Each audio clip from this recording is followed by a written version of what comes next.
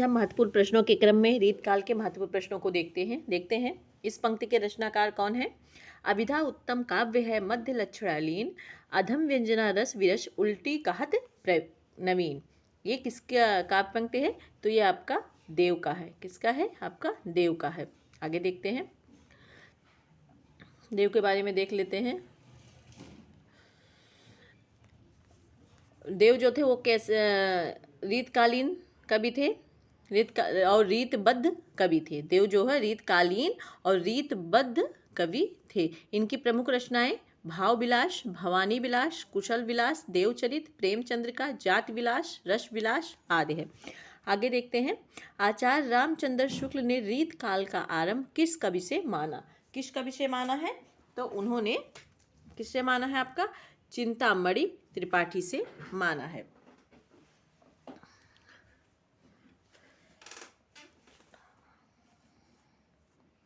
आगे देखते हैं, चिंतामणि त्रिपाठी सिद्धांत रसवादी आचार्य थे। ये कौन थे? सिद्धांत रसवादी आचार्य थे। ये 4 भाई थे, जिनमें भूषण, मतिराम तथा जटाशंकर त्रिपाठी थे।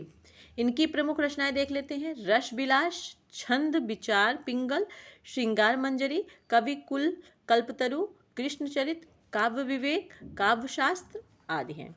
आगे देखते हैं, किस कवि के आश्रयदाता महाराज शिवाजी तथा छत्रसाल बुंदेला थे? कौन कौन? महाराज शिवाजी और छत्रसाल बुंदेला। तो आपके ये भूषण के थे। देख लेते हैं, रीतबद्ध धारा के, ये भी रीतबद्ध धारा के कवि थे। भूषण जो रीतकालीन थे, ये महाराज शिवाजी तथा छत्रसाल बुंदेला के राजा आश्रित कवि थे। महाराज छत्रसाल ने भूषण की पालकी को कंधा लगाया था, जिस पर भूषण ने लिखा, शिवा को बखानो की बखानो छत्रसाल को। उन्होंने कहा कि शिवा को बखानो की बखानो छत्रसाल को। रामचंद्र शुक्ल ने भूषण को के संदर्भ में लिखा है कि वे हिंदू जात के प्रतिनिधि कवि हैं। इनकी रचनाएं हैं शिवराज भूषण, शिवा बावनी और छत्रसाल दशक। कौन कौन सी है? छत्रसाल दशक, शिवराज भूषण, शिवा बावनी, इनकी रचना है। सन कज्जल चछ छछ लगन उपजयो सूदन स्नेह, क्यों ना नृपत हवे भोग लह सुदेश सम देहु। ये बिहारी के उपर्युक्त दोहे में उनकी बहुज्ञाता का कौन सा पक्ष प्रकट होता है? तो आपका ज्योतिष ज्ञान प्रकट होता है इसमें। आगे देखते हैं, बिहारी का गागर में सागर भरने का जो गुण इतना प्रसिद्ध है, कौन सा गुण? गागर में सागर भरने का, वह बहुत कुछ रूढ़ की स्थापना से ही संभव हुआ है। यह कथन किस लेखक का है? तो आपका रामचंद्र शुक्ल का है। ये देख लेते हैं, बिहारी का गागर में सागर भरने का जो गुण इतना प्रसिद्ध है, वो बहुत कुछ रूढ़ की स्थापना से ही संभव है। यह कथन आचार्य रामचंद्र शुक्ल का है। शुक्ल जी ने बिहारी को रसवादी माना है। शुक्ल जी ने बिहारी को क्या माना है? रसवादी माना है। बिहारी के संबंध में शुक्ल जी ने कहा, भावों का बहुत ही उत्कृष्ट और उदात्त स्वरूप बिहारी में नहीं मिलता। कविता उनकी श्रृंगारी है, पर प्रेम के उच्च भूमि पर नहीं पहुंचती है, नीचे ही रह जाती है। ये रामचंद्र शुक्ल जी का कथन है और बहुत ही महत्वपूर्ण है। रसवंत कवितंत जो रस ज्यो अखरान के ऊपर हुए छलके। रसवंत कवितन को रस ज्यो अखरान के ऊपर हुए छलके। उस पंक्त जो उपयुक्त पंक्ति दी गई है, किस कवि द्वारा रचित है? तो ये आपकी चिंतामणि द्वारा रचित है।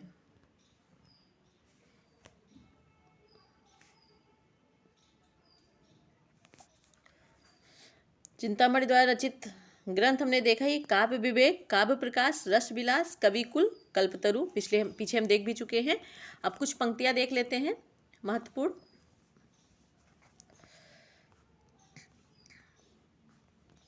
चिंतामणि जी की देखते हैं, आखन मुंदबे के मिस आने अचानक पीठ उरोज लगावे।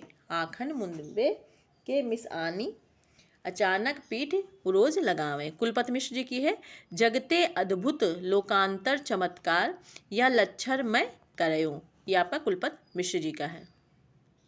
केशवदास जी का देख लेते हैं। केशवदास गलत लिखा है। केशव केसन अस करी बहरू जस न कराहे, चंद्र बदन मृग लोचनी बाबा कहीं कहीं जाए, ये आपका केशवदास जी की पंक्ति है। आगे देखते हैं। विरह वारिस रीत काव्य धारा के किस कवि की कृत है? विरह वारिस और रीत काव्य धारा किस कवि की कृत है? किसकी है ये? तो आपकी ये बोधा की है।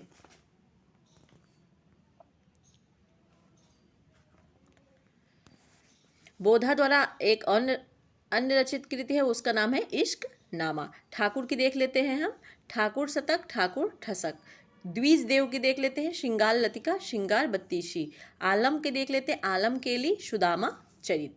अब रीत इनका हमने देखा ही बोधा का क्या है, विरह वारिस रीत काव्य धारा, और ये रीत मुक्त कवि हैं। बोधा कौन है? रीत मुक्त कवि हैं, और ये भी आपके रीत मुक्त कवि हैं, ठाकुर, द्विज, आलम, और इनकी रचनाएं भी दी गई हैं।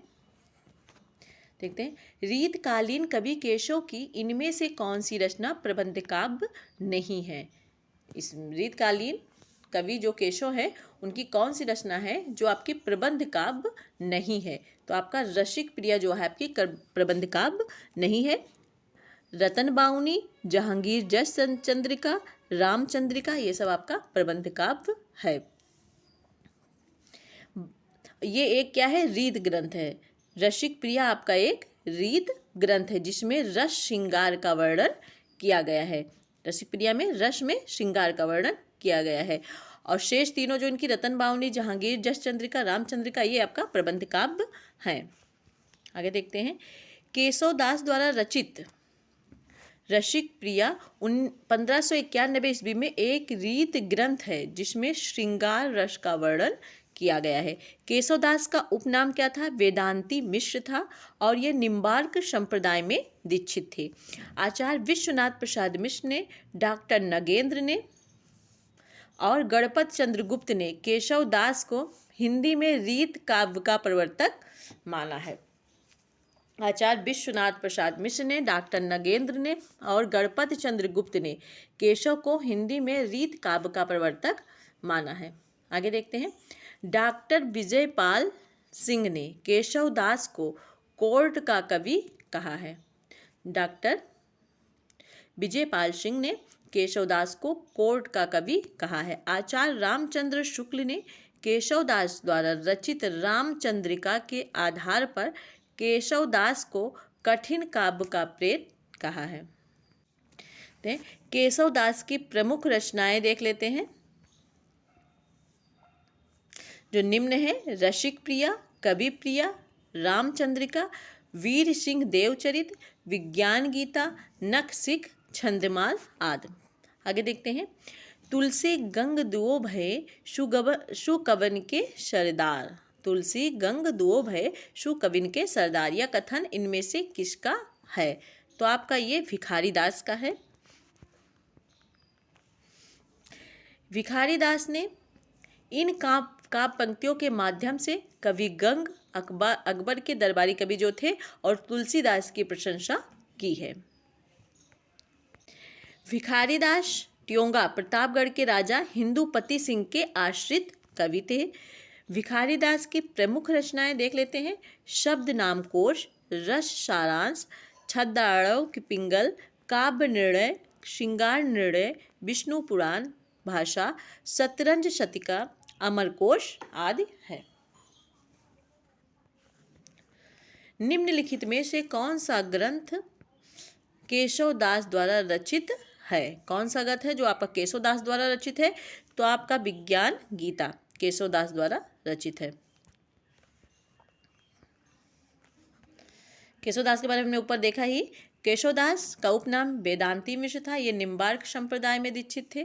केशवदास जी के प्रमुख ग्रंथ देख लेते हैं। रसिक प्रिया, रामचंद्रिका, कवि प्रिया, रतन बावनी, वीर सिंह देवचरित, जहांगीर जस चंद्रिका, नखशिख, छंदमाल, ये आपके केशवदास की प्रमुख ग्रंथ हैं।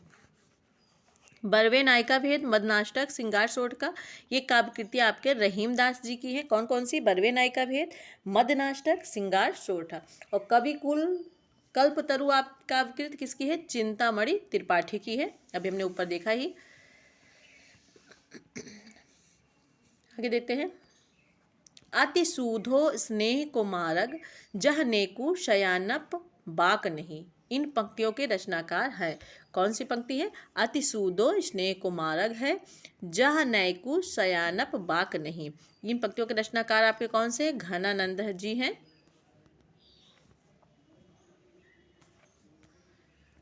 घनानंद रीत काल के रीत मुक्त काव्यधारा के प्रमुख कवि हैं।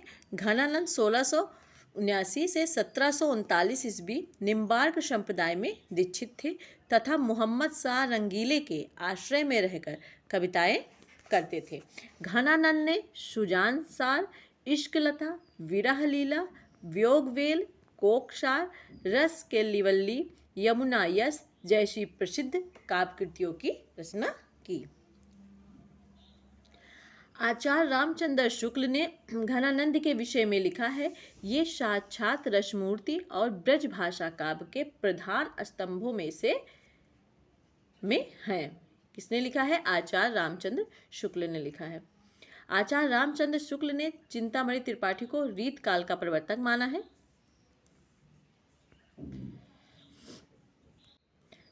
जद्दप सुजात सुलक्षणे सुबरन सरस सवृत।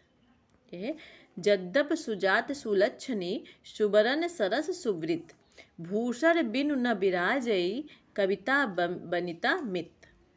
ये उपर्युक्त कथन किस रीतकालीन कवि की है? ये आपकी केशव दास की है। अन्य महत्वपूर्ण पंक्तियों को देख लेते हैं। चिंतामणि जी की रीत सुभाषा कवित्व की, बनरत बुध अनुसार भूषण, सुकबन हूँ कि कछु कृपा, समुझी कविन को पंथ। मतीराम जी की ते धन्य ले ब्रजराज रखे, गृहराज करे अरुराज संभारे। ये आपकी इनकी है। और जद्दप सुदान सुलक्षणी वाला आपका केशवदास की है पंक्ति। देखते हैं। ब्रज भाषा के सिंगारी कवियों की परंपरा में इन्हें अंतिम प्रसिद्ध कवि समझना चाहिए। रामचंद्र शुक्ल ने यह तथ्य किस कवि के बारे में लिखा है? किस कवि के बारे में लिखा है? द्विजदेव के बारे में लिखा है।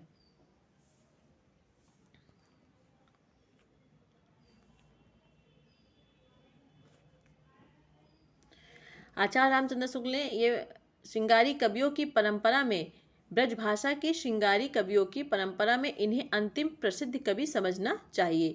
जिस प्रकार लक्षण ग्रंथ लिखने वाले कवियों में पद्माकर अंतिम प्रसिद्ध कवि हैं, उसी प्रकार समूची श्रृंगार परंपरा में इनकी सी सरस और भावमयी फुटकर श्रृंगारी कविता फिर दुर्लभ हो गई। ये आचार्य शुक्ल ने लिखा है द्विज कवि के बारे में। ऋतुवर्णों में इनके हृदय का उल्लास उमड़ पड़ता है। द्विजदेव महाराज मान सिंह, जिनका नाम था, अयोध्या के महाराज थे। इन्हें रीतबद्ध और रीत मुक्त दोनों में स्थान दिया जाता है। इनकी रचनाएं श्रृंगार लतिका और श्रृंगार बत्तीसी है। देख लेते हैं। द्विजदेव महाराज मान सिंह, जिनको मान सिंह को ही द्विजदेव कहा जाता है, ये अयोध्या के महाराज थे और इन्हें रीतबद्ध और रीत मुक्त दोनों में स्थान दिया जाता है। इनकी रचनाएं श्रृंगार लतिका और श्रृंगार बत्तीसी हैं। श्रृंगार लतिका और श्रृंगार बत्तीसी पर महाराज प्रताप नारायण सिंह ने श्रृंगार लतिका सौरभ नाम से टीका लिखा। किसने लिखा है? प्रताप नारायण सिंह ने श्रृंगार लतिका और श्रृंगार बत्तीसी पर मिलकर लिखा है श्रृंगार लतिका सौरभ नाम से टीका। आगे देते हैं। रीतकालीन कवि भूषण की कविता का मुख्य संवेदनात्मक स्वर है प्रशस्त परक। देखते हैं। रीतकालीन कवि भूषण की कविता का मुख्य संवेदनात्मक स्वर प्रशस्त परक है। भूषण के वीर रस के कवि हैं। चित्रकूट के सोलंकी राजा रुद्र ने इन्हें कवि भूषण की उपाधि दी।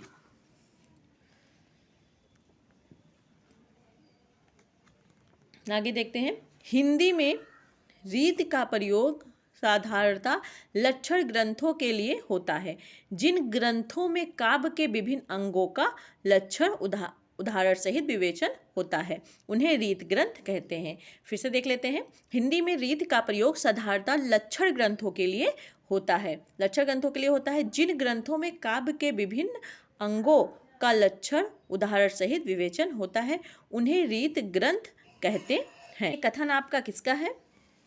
तो आपका डॉक्टर नागेंद्र का है ये कथन। आगे देखते हैं। रीत काल को श्रृंगार काल किसने कहा? किसने कहा आपका श्रृंगार काल? विश्वनाथ प्रसाद मिश्र ने कहा। जे देख लेते हैं रीत काल का नामकरण हम। रीत काव्य किसने कहा? जॉर्ज ग्रेसन ने। अलंकृत काल मिश्र बंधु ने। रीत काल रामचंद्र शुक्ल और डॉक्टर नागेंद्र ने। कला काल रमाशंकर शुक्ल रसाल ने। अंधकार काल त्रिलोचन ने कहा। इसमें देखना हमें कौन सा विकल्प सुसंगत नहीं है। काव्य विवेक चिंतामणि, शिवा बावनी भूषण, वृत्त कौमुदी मतिराम, प्रताप सिंह बिरुदावली सेनापति। ये गलत है आपका। ये सही है, ये सही है, ये सही है मिलान आपका, ये इसमें सही होगा। ये पद्माकर की रचना है आपकी। प्रताप सिंह बिरुदावली आपकी जो है ये पद्माकर की है। किसकी है? पद्माकर की है, ये आपकी पद्माकर की है। और सेनापति की जो प्रमुख रचना है वो कौन सी है? कवि रत्नाकर है। आगे देखते हैं। केशव दास के कृतित्व विषयक कौन सा कथन सही है? केशव दास के कृतित्व विषयक कौन सा कथन सही नहीं है आपका पूछा जा रहा है। रामचंद्रिका में कथा मतलब उनके रचना के विषय में कौन सा कथन इसमें सही नहीं है देखना है हमें। रामचंद्रिका में कथा के क्रमबद्ध रूप और अवसर के अनुकूल विस्तार संकोच का विशेष ध्यान रखा गया है। रामचंद्रिका में कथा के क्रमबद्ध रूप और अवसर के अनुकूल विस्तार संकोच का विशेष ध्यान रखा गया है। इनकी सबसे अधिक कल्पना अलंकार संबंधी है, ये तो सही है इनका। चमत्कार प्रदर्शन के कारण इनकी रचनाओं में भाव पक्ष की अपेक्षा कला पक्ष प्रधान हो गया है। चमत्कार प्रदर्शन के कारण इनकी रचनाओं में भाव पक्ष की अपेक्षा कला पक्ष ज़्यादा प्रधान हो गया है। कवि प्रिया रसिक प्रिया छंदमाल लक्षण ग्रंथ हैं आपके, तो आपका इसमें नहीं बताना है, तो ये आपका नहीं है क्योंकि रामचंद्रिका को छंदों का अजायब घर कहा गया है।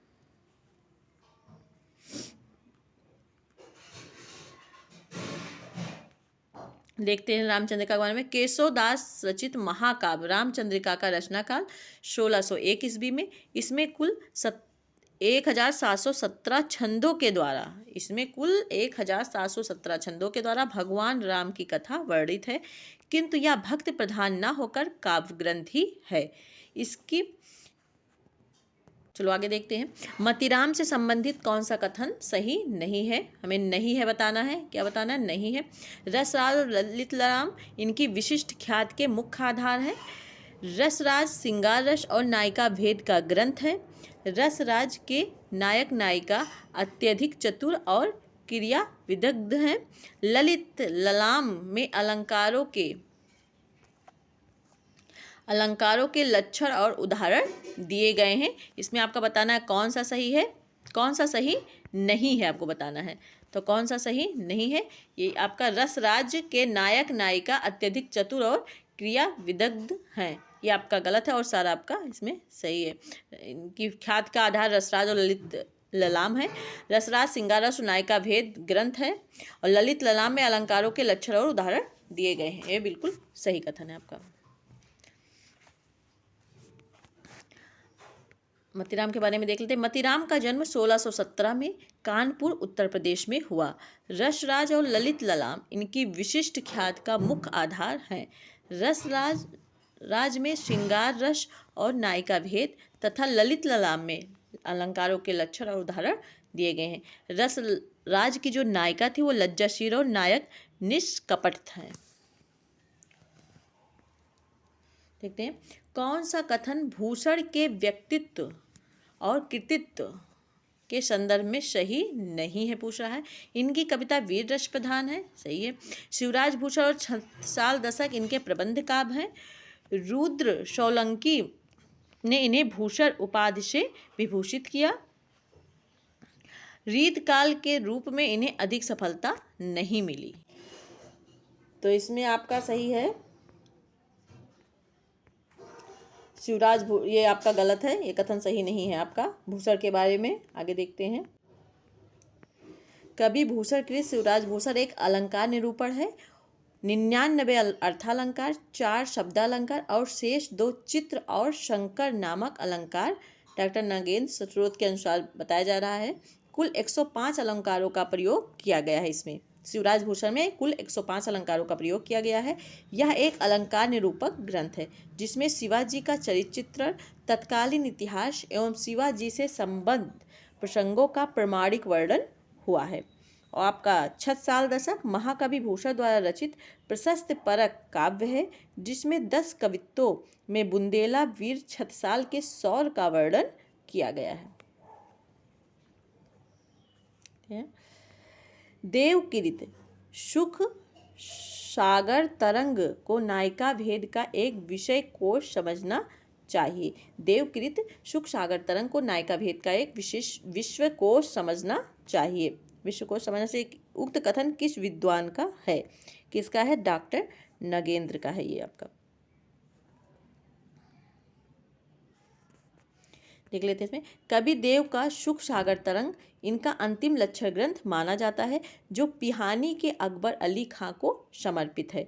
सुख सागर तरंग प्रायः अनेक ग्रंथ से लिए हुए कवित्वों का संग्रह है। सुख सागर तरंग का संपादन 1897 ईस्वी में मिश्र बंधुओं के पिता बाल दत्त मिश्र ने किया। रीत काल के कवियों में ये बड़े ही प्रगल्भ और प्रतिभा संपन्न कवि थे, ये रामचंद्र शुक्ल ने कहा है।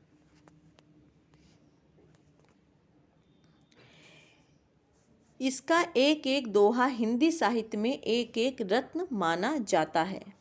शुक्ल जी का उक्त कथन किस रचना के संदर्भ में है? तो ये बिहारी सतसई के संदर्भ में है। बिहारी जी के बारे में देख लेते हैं। बिहारी जी का जन्म 1595 ईस्वी में लगभग ग्वालियर में हुआ। आचार्य रामचंद्र शुक्ल ने इन्हें रसवादी मानते हैं तो डॉक्टर नगेंद्र ध्वनवादी कवि। इनके आश्रयदाता जयपुर नरेश मिर्जा राजा जय सिंह थे। इनके आश्रयदाता कौन थे? जयपुर नरेश मिर्जा राजा जय सिंह।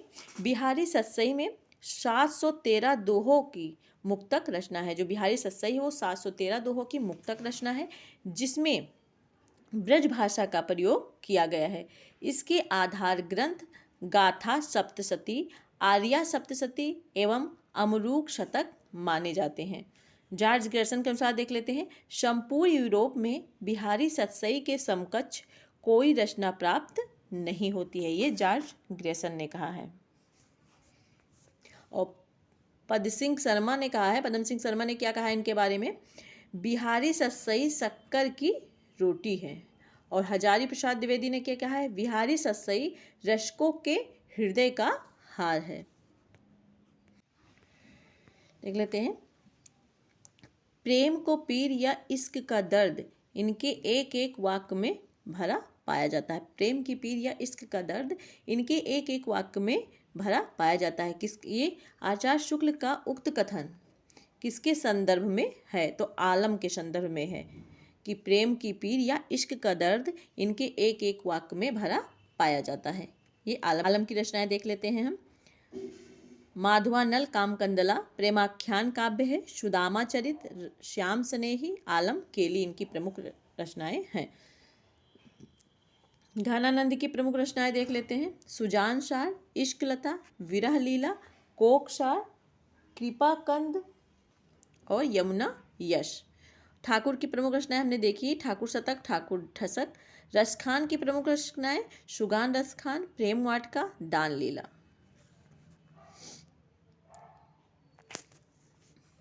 नेही महा ब्रजभाषा प्रवीण और सुंदर तान के भेद को जाने। विश्वनाथ प्रसाद मिश्र के अनुसार घनानंद की यह काव्य प्रशस्ति किसके द्वारा की गई है? नेही महा ब्रजभाषा प्रवीण और सुंदर तान के भेद को जाने। ये जो आपका विश्वनाथ मिश्र के अनुसार घनानंद के लिए जो काव्य प्रशस्ति है वो किसके द्वारा की गई है, किसने घनानंद के बारे में ये कहा है, तो ये ब्रजनाथ ने आपके कहा है।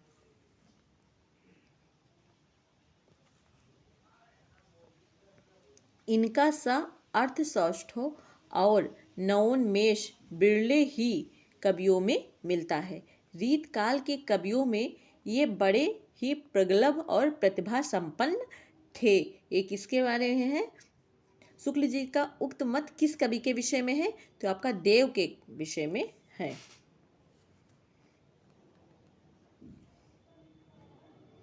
और बिहारी के संदर्भ में इन्होंने क्या कहा देख लेते हैं। कविता उनकी श्रृंगारी पर प्रेम की उच्च भूमि पर नहीं पहुंचती, नीचे ही रह जाती है। रामचंद्र शुक्ल ने बिहारी के बारे में कहा है। आगे देखते हैं। रीत काल के प्रतिनिधि कवियों में पद्माकर को छोड़ और किसी कवि में मतिराम की सी चलती भाषा और सरल व्यंजना नहीं मिलती है। रामचंद्र शुक्ल ने मतिराम के संदर्भ में कहा है। आगे, वे हिंदू जात के प्रतिनिधि कवि हैं। रामचंद्र शुक्ल ने भूषण के संदर्भ में ये कहा है। देखते हैं। सेनापति के काव्य कौशल के विषय में कौन सा विवरण सही नहीं है, आपको बताना है। कवि रत्नाकर इनकी प्रसिद्ध रचना है, ये तो एकदम सही है। कवि रत्नाकर आद्वांत रामचरित और राम भक्ति भावना से ओतप्रोत है।